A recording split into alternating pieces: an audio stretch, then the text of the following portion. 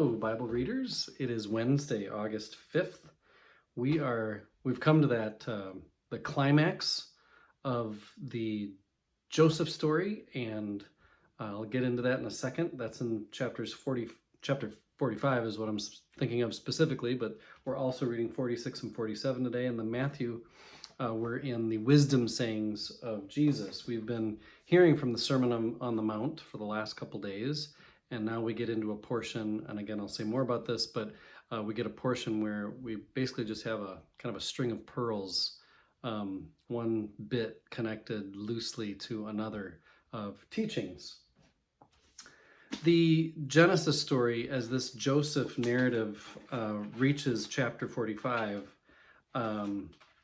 it says, in this chapter, we come to the primary resolution of the entire Joseph narrative. And we've been reading about this the last few days. The Joseph narrative really is a well-written, well put together, obviously put together in very intentional ways kind of story, especially as compared to other parts of Genesis. You can see it just kind of reads different than other parts of Genesis do. Brueggemann says the narrative has held off this pivotal disclosure where Joseph says who he is to his family until the last possible instant. It's like a good movie that just keeps dangling that suspenseful moment that you're just craving for until the very end. Those who've entered into the pathos of this family, a family driven by a dream to conflict and fear, are now prepared for the turn. In a single artistic moment, the entire plot is made visible. And what I think is interesting is this that Brueggemann notices next. We are permitted, as the audience, the listeners, to witness a gospel disclosure, gospel meaning good news. And that is, the dead one is alive. The abandoned one has returned in power. The dream has had its way.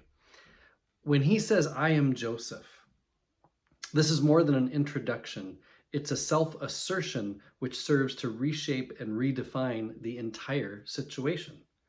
The terror and astonishment of the brothers, of Joseph's brothers, is not unlike that of the early church with the disclosure of the live Jesus. The family is suddenly set in a new context.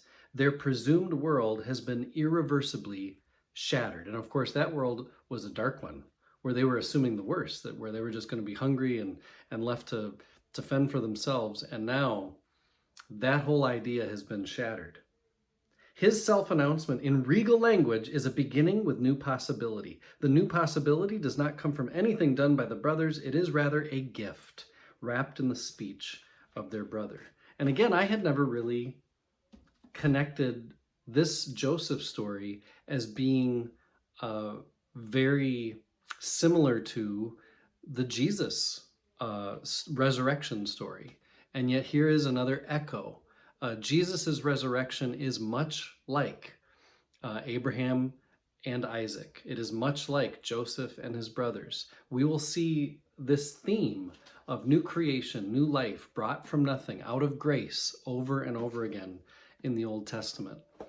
Our Matthew reading is, as I said, kind of a string of pearls. It ends with the golden rule, which of course serves as Jesus' summary of the law and the prophets. Remember, Matthew is very concerned with presenting a Jesus who has not come to abolish the law or the Torah, but to fulfill the law.